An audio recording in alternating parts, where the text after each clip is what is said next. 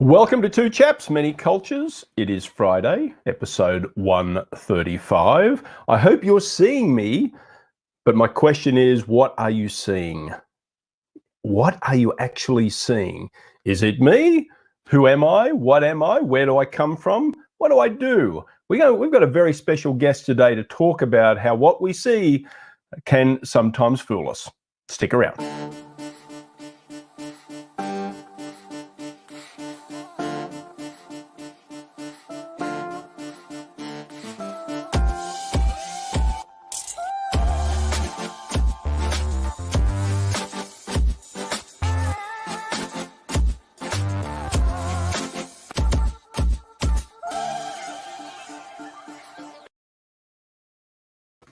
Of course, my presumption is that if you are watching this, if you're not and you're just listening along and using YouTube as your podcast player, then that kind of fell flat, didn't it? How are you, pal? Why would you not look at these two beautiful faces? We're merely a glitch in your matrix, so it's all good. What you're seeing doesn't really matter. You can project anything onto us that you want. We're basically a white, clean, unspoiled canvas, so splatter us with your color and make us Jackson Pollock-esque, and we're going to be awesome.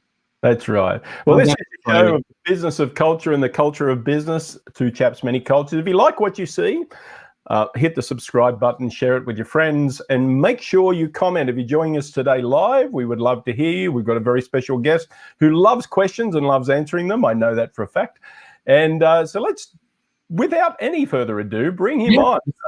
We are going to be talking today with Mr. Joe Lurie, who has to kind of join us from. Where are you joining us from, Joe?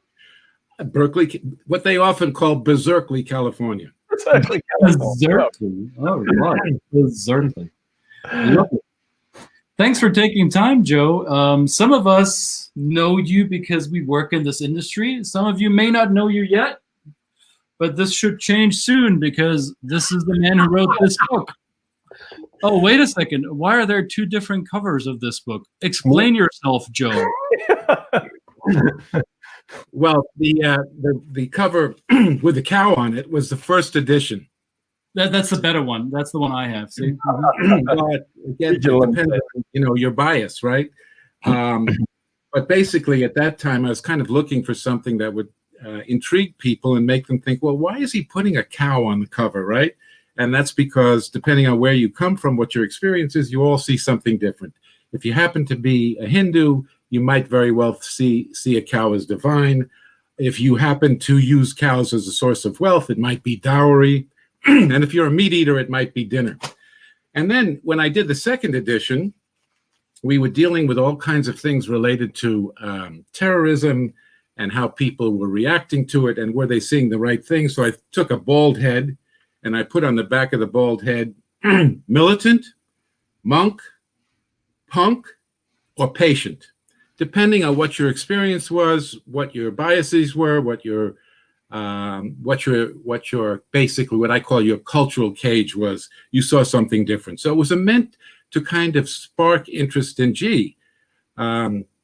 the phrase, discovery is about looking at the same thing, but seeing something different. Mm-hmm.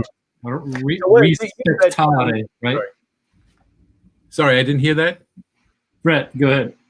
Oh, no, you use that term. I've never heard you use that term before, cultural cage. That's an interesting way to term it, right? Well, if you like, stop me because I do tend to go on, so don't be shy about interrupting me. I will give you the origin of that story. Very briefly, when I came home from the Peace Corps back in the late 60s, I was in New York City walking in Central Park with a colleague of mine. We were teaching together, and she told me about a time that she brought her, I think, 2 or 3 year old daughter to Central Park for the very first time. And they saw a bird together. And the 3-year-old, 2 or 3 year old daughter basically said, "Mommy, where is that bird's cage?"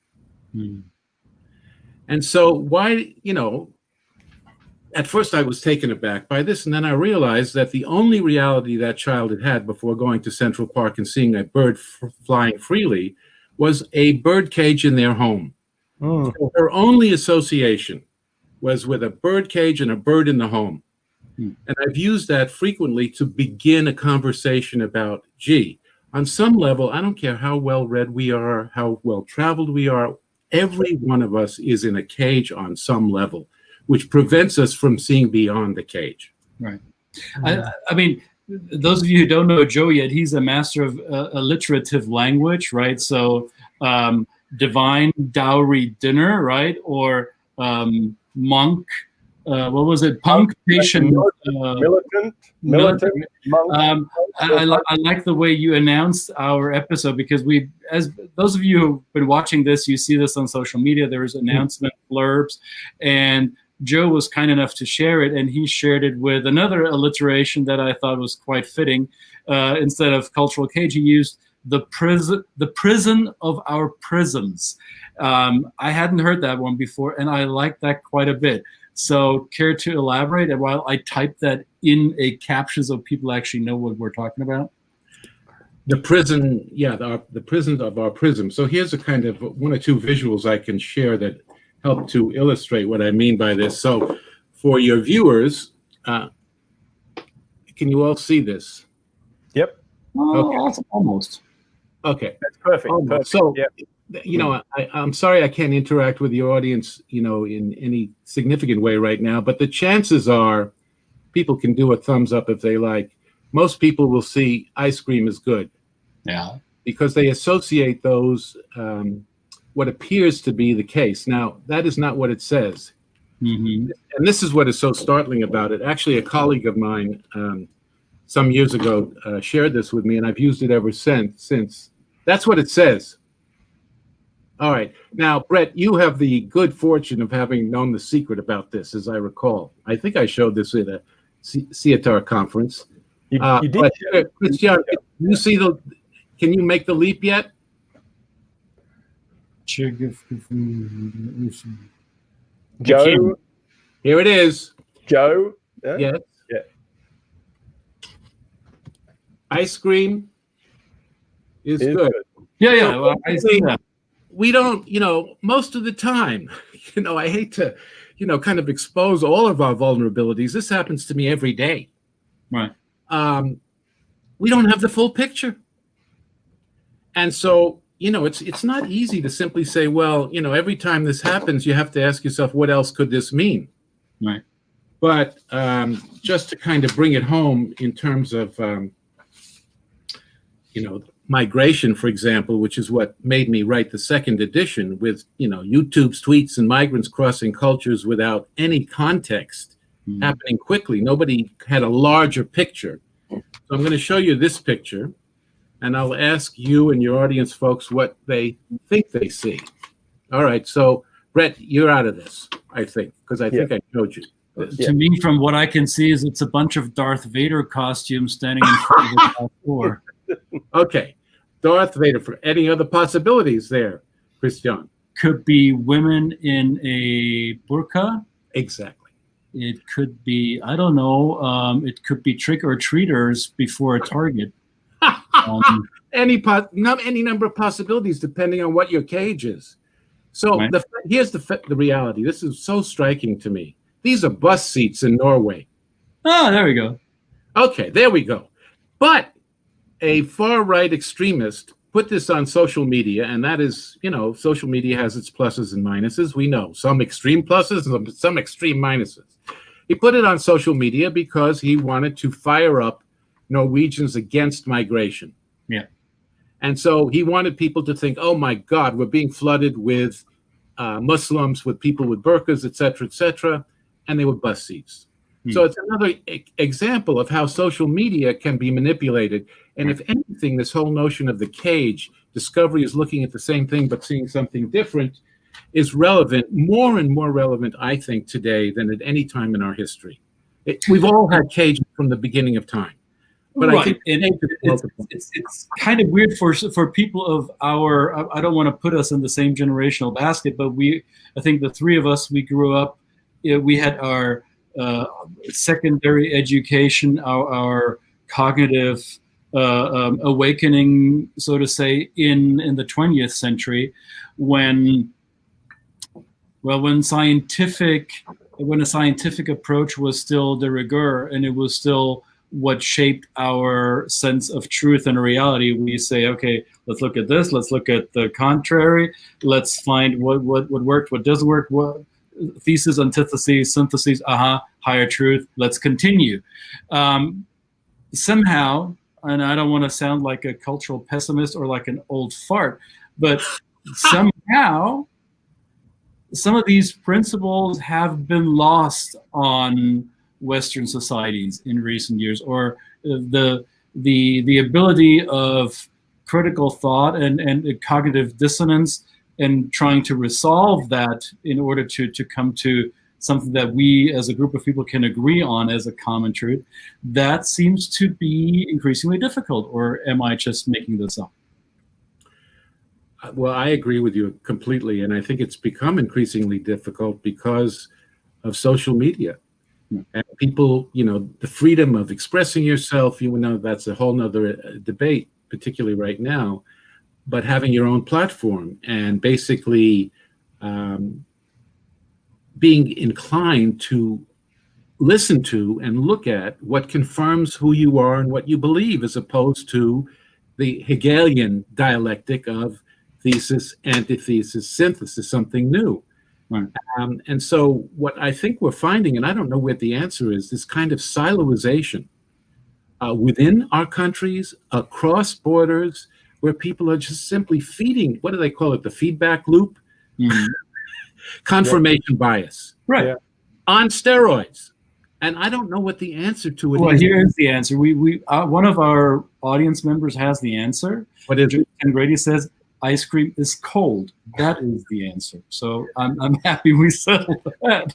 It's not only good, it's also cold. A quick hello to Jody. Welcome to Jody, a good, well and trusted friend in our intercultural field. She's great. Good to see you, Jody. Happy New Year. So from Virginia, I'm assuming at your home in Virginia Beach. So yeah. I want to rope our audience in a little bit more, especially if they are not familiar with your work or your name, Joe. So you wrote this book, Perception and Deception, and it's quite well known in the intercultural field. What brought you to writing this book, or more generally, what brought you into this field of reconciling different behavioral approaches? Well, in brief, I think it goes back to my days in the Peace Corps back in East Africa, Kenya in particular. And on my way with my fellow volunteers to Kenya, we did a fuel stop in Entebbe, Uganda, 2 o'clock in the morning. And I remember getting out of the plane, dark night, humid, kind of Humphrey Bogart fans going around. And I remember saying to a fellow volunteer, "Don't you smell the lions?" Mm. Wow, don't you smell the lions? And, later on I discovered there weren't any lions within 30 miles of that airport. So why did I think I was smelling the lion? This is not only a question of how your intellectual mind is shaped by your experiences, but how your other senses are shaped by your experiences. And so I realized then that what I was experiencing in Kenya, God knows how many experiences I had where I realized, God, I made a mistake about this, I made a mistake about that. Many of your viewers perhaps know that in many societies, the idea of a man holding another man's hand signifies often homosexuality. But most people, I would think, particularly in the United States and Western countries, do not realize that it is has no sexual significance at all in most parts of Africa, many parts of the Middle East, some parts of Asia, has nothing to do with that. So, that was among those kind of seminal discoveries. And so when I came back to the United States, I thought, one of the things I thought, as I was kind of experiencing culture shock in deep ways, was, I think the way to get at this, with all of these stereotypes about Africa, or you just see lions, safaris, you don't hear anything about things that are going on in Africa that are positive, whether it's movie making or science or technology, you don't hear those things. You don't see humanity in a general sense. Right. So I thought, gee, maybe the best way for me to attack this in a personal way is to get involved with international educational exchange. And so for many years, I became involved in helping to administer programs which would send people back and forth across borders. And then it came clear to me that the best kinds of international intercultural exchanges were with living with people in immersive programs. And the problem, I think, with a lot of the study abroad programs in the United States is they're in American bubbles. Yeah. They're Americans living with Americans, Americans taking courses with Americans. That doesn't do it. And so I remember even seminally, I started to take students abroad myself, and I remember living in a little town in France, Dole, France, in the eastern part of France. And I remember living with a French family, and really that's what caused me to become somewhat proficient in French. I didn't have any choice. They didn't speak any English. This is the way to do it. And I remember one night my host, our hosts basically served a meat dish. They didn't tell me what it was. I assumed. What did I assume? Right? It looked like meat. So I thought, well, I'm going to have a great French steak, beefsteak tonight. But they knew not to tell me what it was. And I thought it was delicious. Delicious. After I ate, they gave me a little time to digest it. They told me it was horse. Mm-hmm. Horse. Now, if they had told me it was horse first, I might have had a great difficulty in beginning to eat that. Right? Mm-hmm. And so, ultimately, all of these exchange experiences, which little by little raised my consciousness, and there's plenty to go, believe me, led me to... where in Eastern France was that? Was that near Metz? Or where would the horse-eating part of France be, for those of you who want to try or avoid, either way? Yes, I mean, it's pretty common in parts of Europe, right? In parts of Belgium, horse butchers. In Germany, I believe it's not uncommon, right? Italy, donkey salami. I mean, it's nothing. Hungary, famous. Yeah. So even what we eat is shaped, I mean, ultimately, of course, this led me to working at the International House at UC Berkeley, where, I mean, it's an extraordinary place. The whole concept of an international house and international living, it's close to 600 people from 80 countries and 25 US states. So it's not, quote unquote, a foreign ghetto. And so by living together, and this is, when I said, what's the answer? And you said ice cream is cold. Yeah, that's a fact. But look at how difficult it is for some people to actually grasp. They're in denial about facts. We are. Let me include myself. We're all in denial sometimes about facts. So what I saw at International House in my exchange experiences over time was that by actually living with and interacting on an extended basis with people who are different from you enables you to begin to get beyond your cage, right?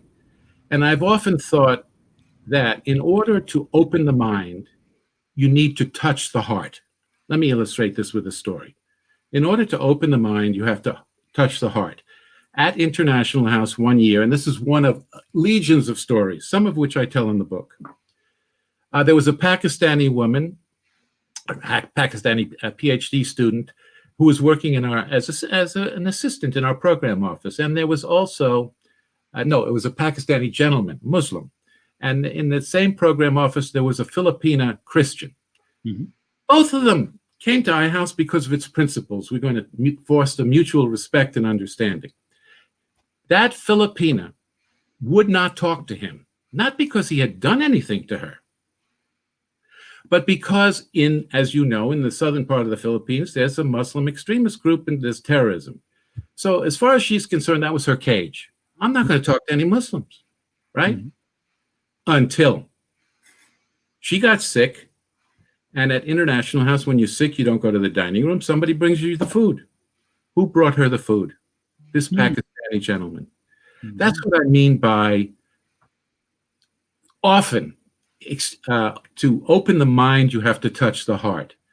And in the same way nowadays, I know it's kind of fanciful, but I think one of the ways we could rescue ourselves is to maybe foster some, at the high school or maybe even pre-high school level, intercultural exchanges in the United States. I'm just going to talk about the United States right now, where people from rural groups will live in cities, and people who have kids in cities, they will live with families in rural areas. And frequently they will be with families who have different points of view, different experiences. But in that spirit of generosity and I'm welcoming you and sharing meals together, they can begin to humanize people with whom they never dreamed they could actually spend time together. Let me stop there. I'm a strong advocate for that. You're preaching to my choir, at least, because being a child of the 70s and 80s in Europe, I've experienced that very thing, right? There are multiple programs where secondary school students throughout Europe are encouraged to go abroad for maybe only a month or two in the summer, or maybe even for an entire year. I had the privilege of being an exchange student for a full year, but many of the students that I went to school with, between Germany and France after World War II, when Charles de Gaulle and Konrad Adenauer decided we need to bury the hatchet and European peace starts with the two of us. We've been at each other's throats for centuries, so it stops with us. So among not only did they lay the foundation for the European Union, they also helped initiate these mutual exchange programs. So almost every German town, city has a sister city in France, and there is a school exchange program. My hometown in Germany has a partner city in southern France, in Narbonne. So students from Narbonne would come to Weilheim, students from Weilheim would go to Narbonne, every summer the same thing. And it becomes quote unquote normal. It's not even questioned any longer, right? The Erasmus college university exchange program within Europe, famous for its accomplishments in tearing down these man-made artificial barriers. And it's become a piece of contention again now with Brexit being done in a way. The UK is also not playing part in this Erasmus program any longer, to which even professors and staff at UK universities were screaming, what the hell are you doing? Why? Right? Yeah. Just picking up on that for a second, one of the most dramatic moments when I was at International House was right after 9/11. And there was a woman, I tell the story in the book as I recall. Yes, I did tell the story. She had been living in the dormitories, not the International House. And she had originally been raised in Iran, a Muslim, right? But she came to the United States, and for one reason or another, she didn't want to be marginalized, so she converted nominally to Christianity. And she had great friends in the dormitory, American friends for the most part, US American friends, until 9/11. And then they all turned on her because they knew she came from Iran. They all turned on her. And she said to herself, I have to get the hell out of here. And she began to hate all Americans. This is, the toxicity of this. So what did she decide to do? She said, I want to go to International House, where she mistakenly thought only foreign students live. Thank God she was mistaken. Because when she went to International House and got a roommate, you guessed it, an American, a US American, and from South Carolina. Lovely. So she freaked out. Oh my God, I'm going from the frying pan into the fire, a redneck, somebody who is completely prejudiced. I don't want to be living with a redneck from South Carolina. Yeah. So again, not that it always happened this way, but more often than not, she discovered, oh my God, this person is welcoming, gentle, a PhD in art history, which doesn't mean that she was a nice person, by the way, but all of a sudden she discovered another reality. Right. And as a result of that, that stopped her from hating all Americans. So again, there was an interesting article. I don't know if you saw it, by David Brooks. We just saw how minds are changed. This was it was on New York Times, if anyone's interested, January 1. And I'm curious to know your view of this. He makes the point that a lot of the intercultural training, the DEI training, is all well and good with regard to raising consciousness. The question I'm asking you, in your experience, because David cites anthropological studies which say, well, it raises consciousness, but it doesn't change behavior. My question to you, have either of you seen concrete examples where the training itself while it raises eyebrows, opens minds, actually affects behavior? Well, there was actually another article which kind of related to that, in terms of the big argument for diversity is that it'll immediately change the financial performance of the company. That it's an immediate thing, but there's nobody ever comes up with the research. Everybody says just trust us on this, right? No, there's a business case. I'm sorry. There's a business case. Trust the business case. A business case. That's right. There's a business case for diversity, and those that do it and interact with people from different backgrounds know the enrichment we get out of it, and we can say, well, of course, this makes sense, right? This gives me a better business. This makes my business as an interculturalist better. But how does it do it for, say, a manufacturing company? Because they talk about that. The training comes along, everybody comes into the room. It's big kumbaya and it's wonderful, but it's actually taking it beyond that to the application. I don't know whether that kind of. I'm kind of hoping it's related to that as well. Yes, it might raise consciousness for a little bit, but then people walk out of the room and they're back to their data and they're back to their Well, and I think this has been proven multiple times over now that training in and by itself is merely a band-aid that we're putting on a boo-boo. It's I think it all. The success of any DEI work, of any cross-cultural work, hinges upon the commitment, the C-level commitment of the organization that initiates it. Or are we merely dealing with somebody in organizational development or human resources that goes through their checklist and says, check, check, check, done? We did this. Hey, we did the training, right? We did the cultural awareness thing, and we did the hidden bias thing, right? So can nobody tell me that we didn't do this? So that is a topical application of an ointment. It will do something for half an hour. Unless it is followed up with a strategic approach within the organization to say, okay, what are the behaviors that we are rewarding and which are the behaviors that we are sanctioning, and how are we going to do this as an organization? How are we going to be intentional with our organizational culture? If that is not part of that conversation, then I think you may as well spend your money on training elsewhere, because you, as I said, you applied something topically, and that's success to be determined. Yeah. So, I'm feeling, at least you're confirming my bias about this. You're confirming my bias, which I think, sure, the training is useful, it's important, but it's just the first step. People have to spend time together. I remember doing a workshop at Google on intercultural training, helping people to understand how to work together, and kind of being shocked in the dining room where you'd see people, it appeared to be from different backgrounds, sitting together, spending time together. It's only when people, or I gave a talk at American Express many years ago, and I asked the people in the audience, they were from many backgrounds, how many of you have had each other over to each other's house? Nobody. Celebrated each other's holidays with each other. No one. So that's the beauty of a place like International House. And let me tell a brief story about my own biases, okay? Of which there are no doubt are many that haven't even discovered. I became friends over time. I was blessed, and my wife and I became friends with a former Tuskegee Airman. And unfortunately, a lot of people don't know who they were to this day, but for those who may not be familiar with the story, they were black pilots in the Second World War, and their stories were hidden for decades.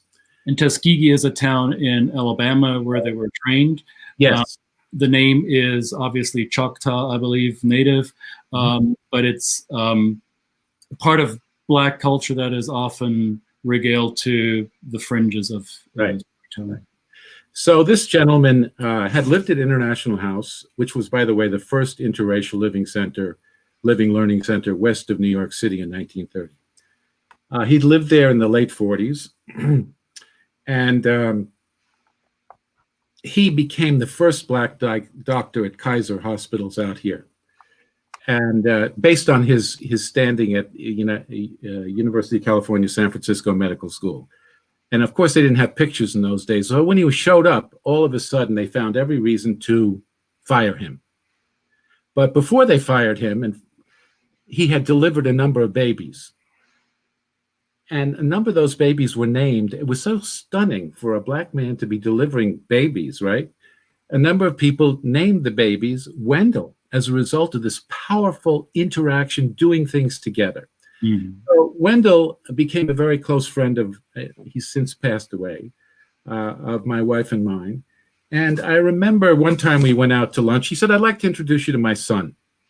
Okay, we're online at a restaurant. And he points, "Oh, there he is. There's so-and-so." So we look around, and what are we doing? We're looking for a black young man, right?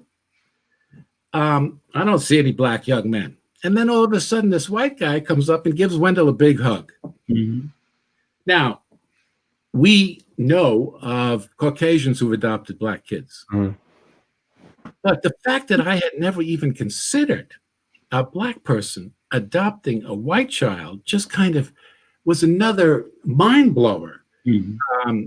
Of my, what I've inherited in the culture, in the atmosphere of our world here. That was really striking to me. And then one other brief one, because I think it's important, when I spew off about this, I don't want anyone to think that I'm self-righteous about not having any biases. Here's a recent one, relatively recent. My wife I think it was in, where was it? Anyway, somewhere in Europe. And we were in a cafe together, and we struck up a conversation with a woman who appeared to be Chinese. But her accent, I had heard the accent hundreds of times. Mm-hmm. I couldn't label it. I could not label it. Mm-hmm. Now, so my focus was on, okay, she told us she's of Chinese heritage, but she's not speaking like I would associate. It was an accent I'd heard so many times I couldn't stay. What was it? When she told me she was raised in India, all of a sudden I understood, of course, that's the way many people from South Asia speak English. But I couldn't make that leap because I was locked in a cage. Right, because your brain filters wouldn't allow that to pass, right? And I think we're all guilty of that to varying degrees. And I think bringing up one's biases and throwing it out in the open often causes this knee-jerk response by some people saying, "Oh, no, I'm not like this," and "Oh, you're just accusing me of something." And we talked about this on yesterday's episode, the very topic that Dr. Robin DiAngelo describes in her book about white fragility, that especially, I don't want to say predominantly white people, but here in the United States, there is something as a white defensiveness about U.S. history, and I'm quite familiar with it because I'm German, and I used to be quite defensive about my country's history, and I used to make excuses preemptively for things that were or were not true. So I'm aware of my own biases as well, to at least a certain degree. I'm sure I have a lot of them that I'm not even aware of yet. But I think the distinction between those who, I think those who want to be stuck in their cage or do not want to escape the prison of their prisms are those who get into their feelings when biases are addressed. I think having the ability to tolerate the pain that we feel when we address our own shortcomings, the humility, that will, at least in my opinion, be a key prerequisite in order to escape those prisons. I don't know how you feel about that. Yeah, no, I see that, and I see the importance of continuing to try to spend time with people who are different, who asking ourselves, could this mean something else? Because nowadays, we're being flooded with so much information that we don't. It discourages taking the time to do this. It discourages the time to do this. Now, my own sister, I have a sister who's 20 years younger than me. Let's talk about social media for a second. I don't think people, for the most part, are taking the time to read beyond a sentence or two because they are getting so much information that they got to get to the next piece that's coming in before I finish the last one, right? That's why so many people don't listen to voicemail anymore. This is an intergenerational issue, right? So my sister I send an email to my sister, very typical, 2 brief questions, really, in my mind, brief. Are these dates good for your visit? Simple, right? Second question, does your husband use his middle initial when he flies? 2 simple questions. What's the answer? Great. She only read the first sentence. This is a metaphor for what's going on now. This is a metaphor for what's going on now. Now I have a friend of mine who's much more tech savvy than I am, and he ends an email with EOM. Do you know what that means? I heard that before. End of message, right? Oh, God, there it is.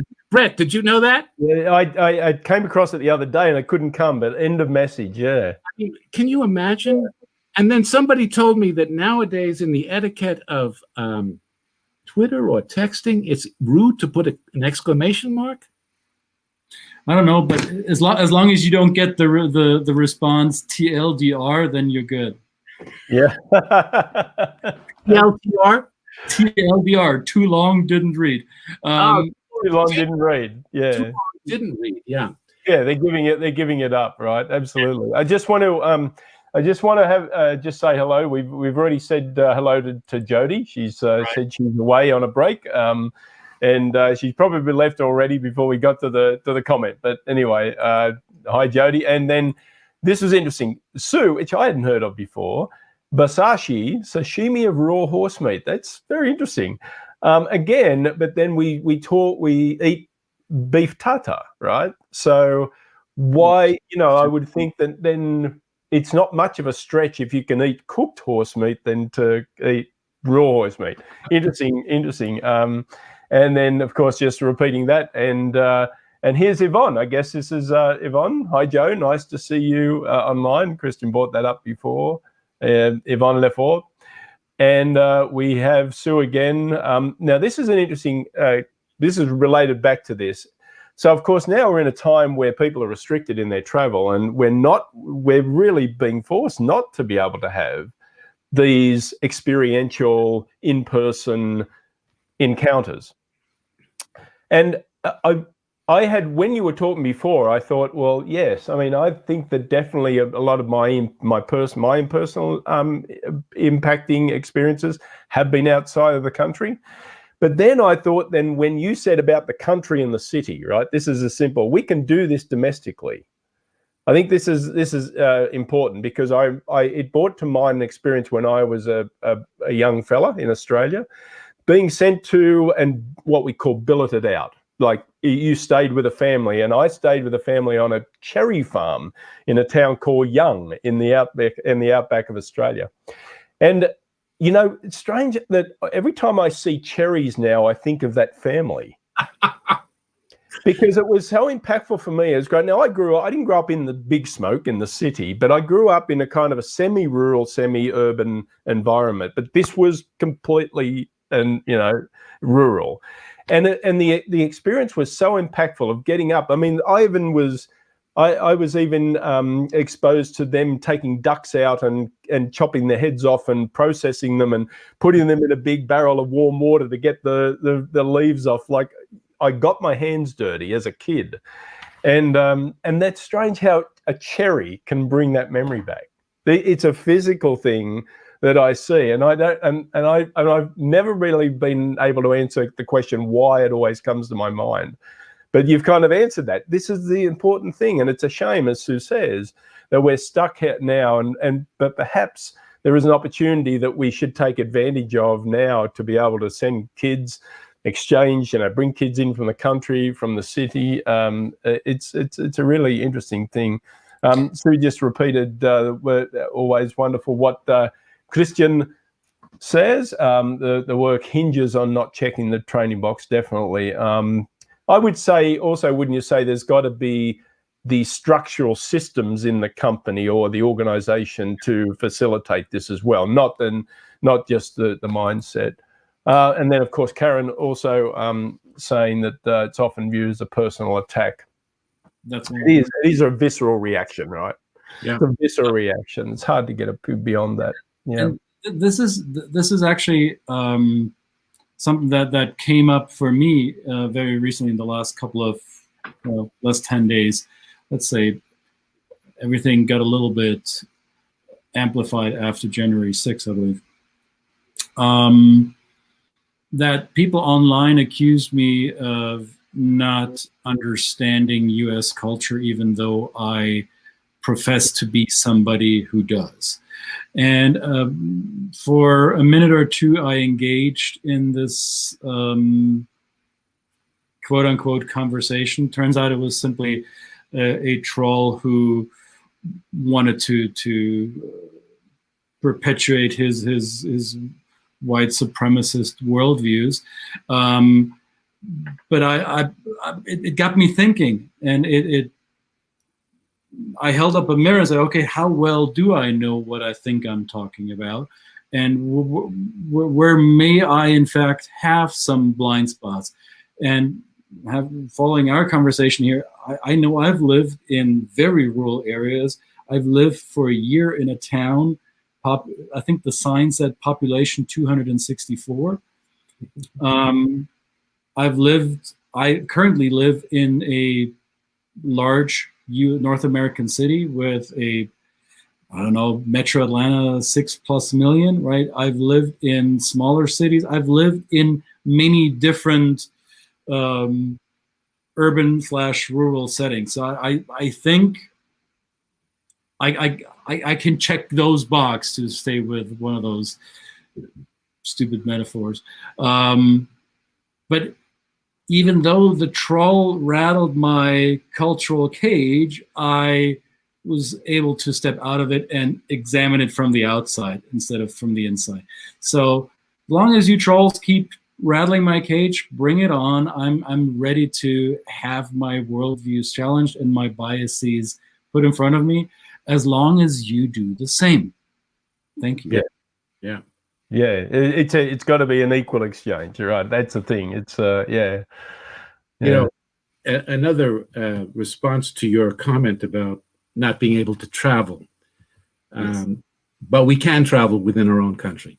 You know, going back to that idea of domestic exchanges, but also the lessons of migration and immigrants in this country has potentially a very positive source. I remember reading recently that there were a group of immigrants in France that very quickly were made citizens because of their contributions to responding to COVID in the medical world. Now, picking up on yesterday's wonderful conversation with Dr. Walton, as we know, as many of us know, as some of us know, there are many people of first and second generation immigrants who are working in the health industry. So here's a perfect example of how we can learn from each other. Health issues are, of course, different across cultures, right? How you diagnose somebody, your attitudes towards the doctor, blah, blah, blah.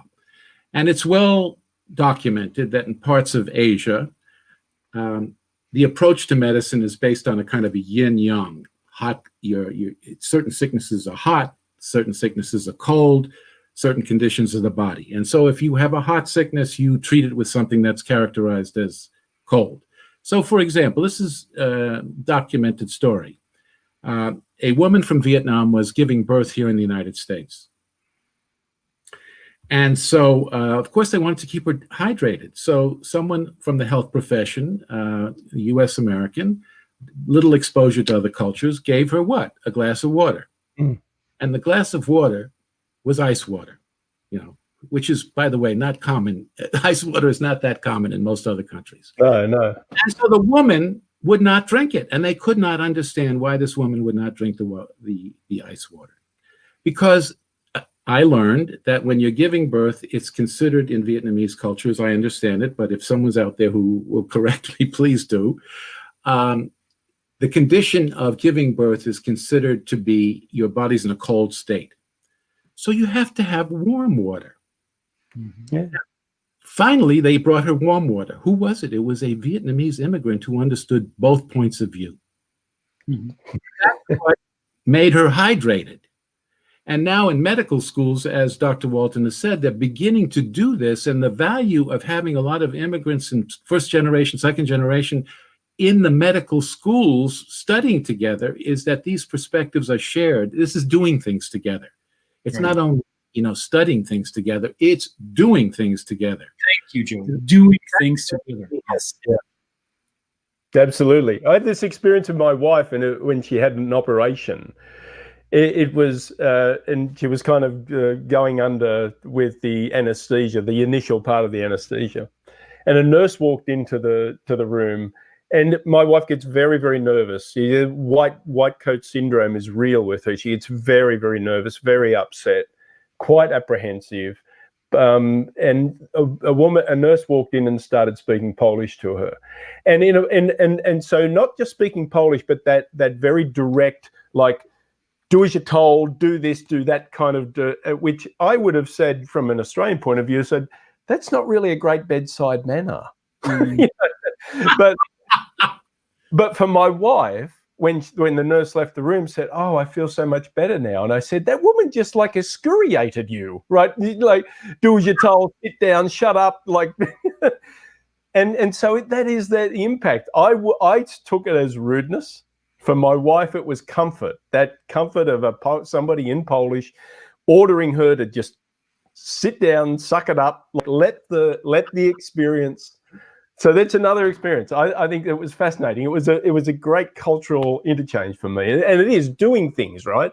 Being there with the people that you at that point it's somebody I care about, but just people you don't even know, just doing stuff. It's a wonderful experience. And the doing things. When you said this earlier, Joe, about being at each other's house or sharing a meal with each other, I noticed that when I go to clients and I spend several days with them at the company site. Well, this was when we still did this, when we still went to another company, having lunch with the team members or observing the behaviors in the cafeteria or the lunchroom has been somewhat of an indicator for me. Is there cross-functional, cross-generational, cross-cultural group building around tables? Or do the functional silos sit with each other? Do the ethnic silos sit with, or do silos maintain their silo behaviors while they're eating lunch? And what I intuitively did in the beginning of when I started this work, and now I know it's actually quite a powerful move. In the beginning, I wasn't aware of it. When I recognized that there is cliquism and group building, I sat down with the group that was least like me. So I used to be then the white guy sitting at the Asian table or the Latino table or the black table. If a company, if people in an organization behaved like that. And this is a very random observation. This by no means empirically validated. It's just my personal experience that organizations, when they go to have a meal as a team, if they seek out each other's diversity over the meal, then that also bleeds over in their into their work behaviors. If they separate themselves during the time of food consumption because, oh, so now I'm not at work, I can go back to my cage for the time of the meal, then that can be an indicator that structurally we need to do some more work there. Yeah. Well, that's why your point earlier, when you do trainings, intercultural training, DEI trainings, unless it's attached to some kind of group work together, they mutually reinforce each other. One by themselves, if you're just kind of sitting with people who are different for brief periods of time, I don't think that's generally transformative. If you're spending extended period of times, roommates, host exchange programs, and you're getting this training, then I think you have the potential of doing something extraordinary. Yeah. Back to the health issue again, which I think is critical now, particularly nowadays with COVID. You remember when refugees first started flooding here and into Europe, it was a completely different concept of what health was, mentally and physically. So, for example, you know, in this country, many of us were brought up with the idea, if you're having mental problems, talk therapy, psychiatrists, right? I mean, I was brought up in New York City. If you weren't seeing a psychiatrist, there was something wrong with you. That was, you know, that was the whole given, right? So, but most of the people coming from refugee countries, talk therapy doesn't do it. It doesn't do it. Why should I tell my secrets to a stranger? That is really interesting. Oh, I feel safe here in this country telling a secret to a stranger, but most other people coming from more collectivistic cultures, this is not going to do it for me. And I remember Chinese students, for example, at UC Berkeley, if they got a B or a C, some of them, not all of them, they might get very depressed because they thought it reflected on their family and their parents. So the first response of some of the people in the health area that weren't trained in this was send them to a counselor. No. Oh, you think I'm crazy? So I asked a colleague who was running an international house in Taipei, what should we do if we have Chinese students in general who get depressed for one reason or another, if they don't want to go to a psychiatrist or a counselor? Not that, I mean, there certainly are Chinese people who do, but on the whole, there's a resistance if you've been brought up in that way of doing things. And he said, surround them with Chinese friends. Right. Give them group support. This is what they need, group support. They don't need talk therapy, right? They don't need talk therapy. And then the other thing, many of these refugees, for example, they experience great torture. So they come to this country, and some of them, for example, were put in hospital rooms alone. Can you imagine? Which brought back memories of torture rooms, especially if there were stethoscopes or blood pressure machines that reminded them of torture instruments because they'd never seen these things before.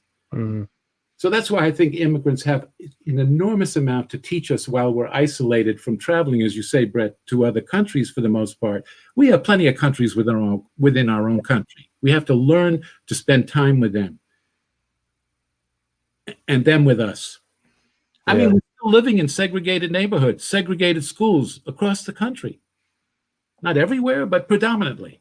Well, absolutely. In Chicago here, there was an opportunity with the riots that took place in 1919. There was an active movement to say we're not going to let this segregation keep going because that's what caused this.